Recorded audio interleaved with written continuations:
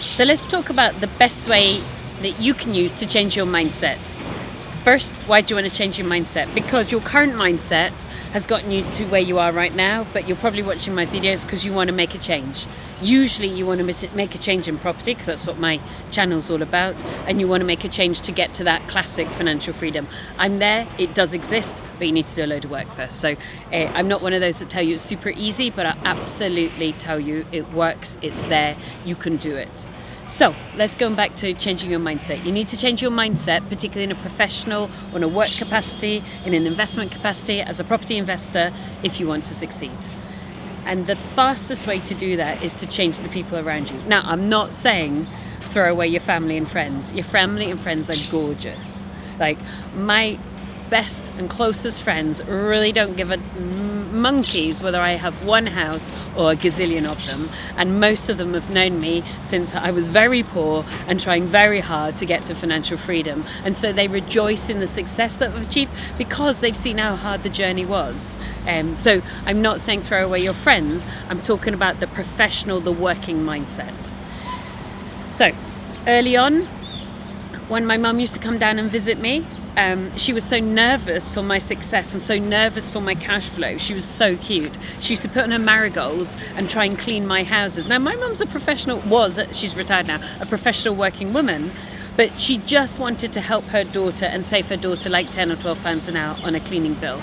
Now, that is gorgeous, but it's not an investing mindset. It's a supportive mindset, but not investing mindset. And it's not going to give me the advice I need and the energy I need to succeed. It's simply going to save me some money and be a really lovely mum, and I'm going to make her a cup of tea afterwards, right? So you don't want your friends or family around you giving you advice who are there to try and save you £10 an hour. You need to be with people for whom buying houses discounted, meaning below market value, meaning if it's worth 300 you're going to get it for 225, is a weekly occurrence. For years we used to buy on average a house a week every week. So we would do between about 48 and 52 deals a year every year. Now, hanging out at that point with somebody like me is going to change your mindset automatically, because it's just normal for somebody like me in my profession. Do you notice I keep referring back to profession? Professional, getting it right, being efficient, being effective. You know, this isn't a fly-by-night malarkey. So it's normal, isn't it? If you're going to hang out with somebody for whom buying houses like one a week every week for years and years is normal, raising 100 grand for me takes about an hour. It's completely normal. I once raised £1 million in 4 hours. It was a Thursday. I picked up the phone at 2 o'clock, did a couple hours calling, had a cup of tea because, you know, can't survive without, and then did another couple hours calling. It was actually £960,000 that I raised, but it was close to £1 million in 4 hours. That's normal. Now, if that isn't normal to you, don't sit there and think, oh, she's talking nonsense, because I'm not, or I can't do it, because you can. All it is that people in your professional circle are not doing those things, and therefore you don't get instinctively into your body and your mind the knowledge of what is behind all those things. So if you did have that knowledge, you would see that it's as normal and as simple as having a cup of tea. For me, finding a discounted deal with 50 to 100 grand profit in it is like having a cup of tea. I was with my hairdresser, who I just adore, and I was telling him, as you can imagine, Colston, you need to be buying houses discounted. I want you to have 5 houses. I want you to have 5 flats. He's like, Suze, how do I find one? We went online. We found a flat, I can't remember, like 50, 60 grand discount that he could have afforded from the auction house during my hair appointment. Yeah. So I hope that some of that even rubs off to Colston. So I've kind of now given you the reason why you need to hang around people for whom this stuff is normal, and you need to change your mindset to be hanging around these people professionally. So where do you find them? Property events. There are loads of property events organised around the country. Now, a huge amount of people there are beginners. So you need to be listening out to the experts.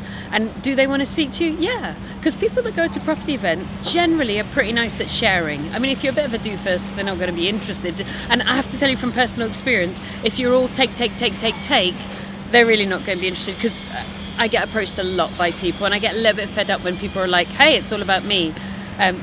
So think about the other person's needs. Now, the beginner that I remember the most fondly were a couple from Exeter. We were doing an exhibition with my company, and they've been watching our YouTube channel, and they came with the chocolate fingers. Now, it still had the price point on it. It was 99 pence.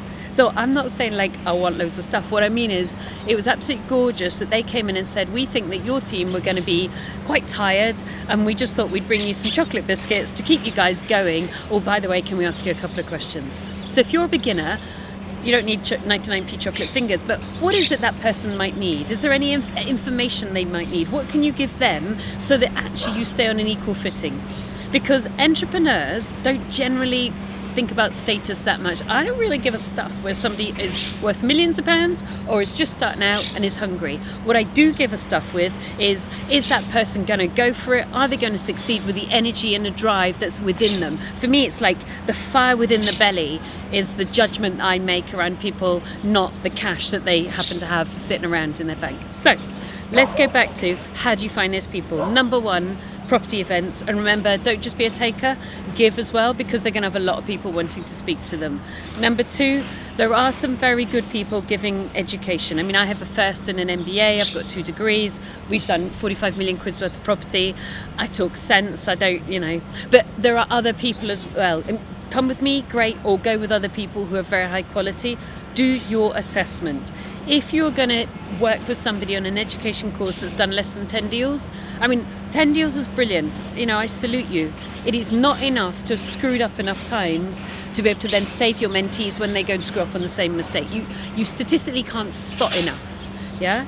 And number three, look at not your friendship circle, but your professional circle that you hang around with right now. If you're hanging around with everybody who's in a job, where do you get that kind of in your blood knowledge about entrepreneurialism? You don't, because nobody around you is an entrepreneur. Nobody knows what it's like to have 38 pence in the bank account and payroll coming up. Nobody knows what it's like to just be suddenly given an extra 24 grand tax bill because your accountant hadn't particularly spotted a thing. And guess what? It's always your responsibility and never their fault, yeah? It's your job. So nobody knows what it's like to get a bump that's like so serious for somebody that's in a job that it would paralyze them and take 30 seconds and then bounce right back up. So you need to be hanging out with entrepreneurs and not just property entrepreneurs. You definitely need to be hanging out with property entrepreneurs because you need to be hanging out with people for whom buying a deal every single week is just a normal thing, like a 50, 100 grand profit making deal. But also entrepreneurs, where do you find them? Your local meetings, Federation of Small Business, your local council, your local economic development agency. There'll be kind of meetups. I know in Bristol there's some really glamorous meetings. There are clubs, there are tech meetings. There used to be First Tuesdays where people would meet as entrepreneurs and look for property, look for investment. So there are tons and tons and tons of meetings, but you are going to have to actively change your professional circle.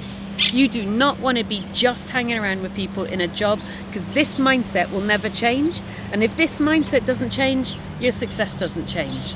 So it's not mercenary. Keep your friends, keep your family, love them to bits, but change your professional mindset by changing your professional circle. Good luck to you. Subscribe to the YouTube channel.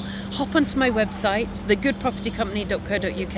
I've got loads of free stuff for you. Great, go for it. And I've got loads of incredibly high-level education for you that'll teach you everything you need to know in property. And that's thegoodpropertycompany.co.uk. Good luck and go for it. Guys, I've written loads of free checklists for you. Here is another one over there. It is how to analyse your property portfolio. Do what the big guys do, and girls. Download it now, figure out how to analyse your property portfolio.